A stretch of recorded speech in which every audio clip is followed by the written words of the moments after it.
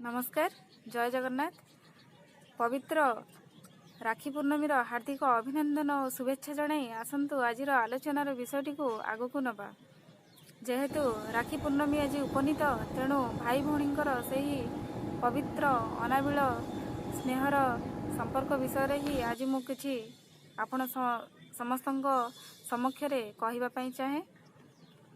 साधारण रे राखी पूर्णमी कहले आमे भाई भौणींक भितरे सही अनाबिल स्नेह और प्रेम को ही बुझी थाउ, किंतु पुराण किंवदंती अनुसार एहीपरी छोट बड़ सुंदर कहानी मान रही जहाँ आमको विश्वास करने पई बाध्य करे जे राखी पूर्णमी केवल भाई भौणींक मध्यरे सीमित होई रही न थाए। प्रथमतः एही श्रावण पूर्णमी तिथि रे प्रभु बलभद्रंकर जन्मदिवस, जेउंथिपाई चतुर्समह अर्थात समान चारि भागरे चंदन कर्पूर चुआ एवं कस्तूरी द्वारा प्रभुंकर श्रीअंग लेपन करा जाय थाए। तत्परे नानादी अलंकार एवं रक्षाव्रत धारण कलापरे माता कात्यायनींकर षोडश उपचार विधि रे प्रभु बलभद्रंकर पूजा अर्चना करा जाय थाए। एही दिन विश्वास रही गोमातांकर पूजा विधानर विधि मध्य रही अछि। एहाको अनेक राज्य रे नारिकेल पूर्णिमा मध्य कहा जाय थाए। जथा समुद्र उपकूलवर्ती अंचल रे जो लोक माने निजर जीविका निर्वाह पई समुद्र उपरे निर्भर करिथांती सेमानंक पाखरे आजिर एही पूर्णमी तिथिटी अनेक महत्व रखी थाए। तेणु सेमाने एही दिन वरुण देवता बा समुद्र देवता को नारिकेल अर्पण करिथांती, सेथिपाई एहाको नारिकेल पूर्णिमा बोली कहा जाय थाए। आमर उल्लेख रही जे पाइक माने एही दिन ठारू निजर युद्ध भित्तिक विद्या शिक्षा आरंभ करिथांती।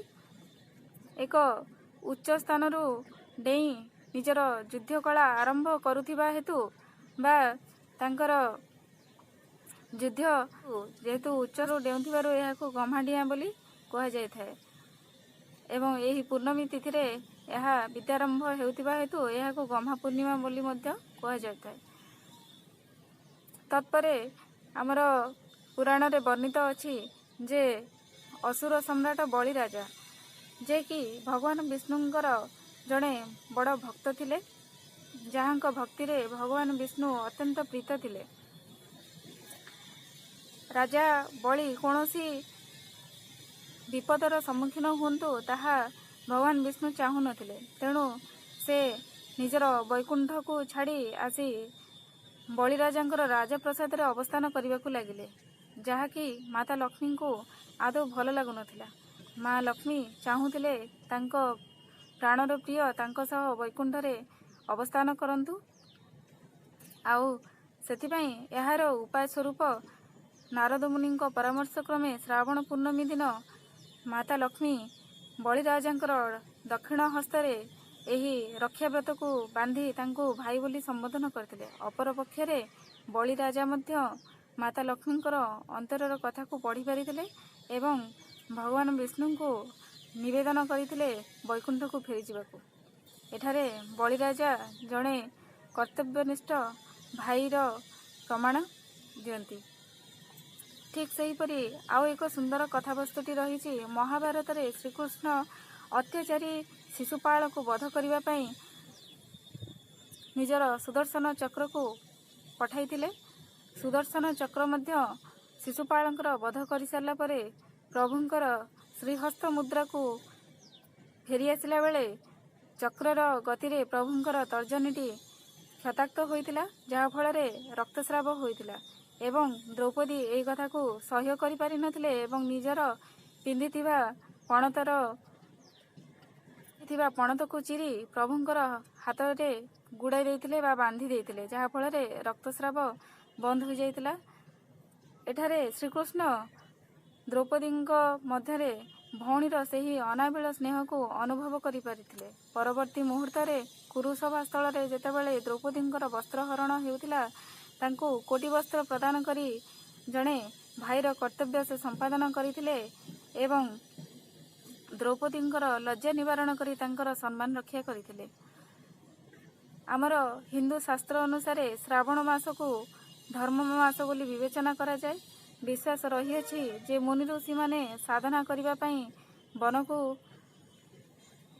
जाइथांती सेमाने वर्षकर एही मासरे ही जनपद को फेरी थांती एवं निजर जजमान मानकर मंगल कामना करी पैता धारण विधि करई थांती अबा पैता प्रदान करी थांती। तेणु सही परंपरा को नहीं आज मध्य लोक प्रथारे आमर पैता एई गमा पूर्णिमा रे पैता धारणर विधि चली आसी।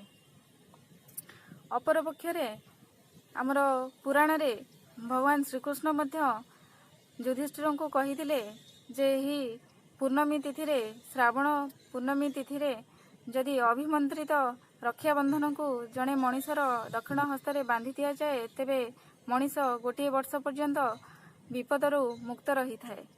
जेहेतु यह एक रक्षा डोर बा रक्षा स्रोत तेणु माता कुंती मध्य निज पंचपुत्रंक दक्षिण हस्ते कौरव मानकर अत्याचार मुक्ति पाई तांकर दक्षिण हस्ते बांधि देथिले। तेणु एहीपरि भावे आमर राखी पूर्णमी बा रक्षार कवच जहा आज आमे साधारणतः मानुचु जे जड़े भौणी भाईटी पाई बांधि थाए किंतु आमर यही सब कथावस्तु आज प्रमाण करे जे राखी पूर्णमी यह एक एमिति पर्व जहा रक्षार कवच समस्ते समस्तों पाई यह धारण करि परिबे।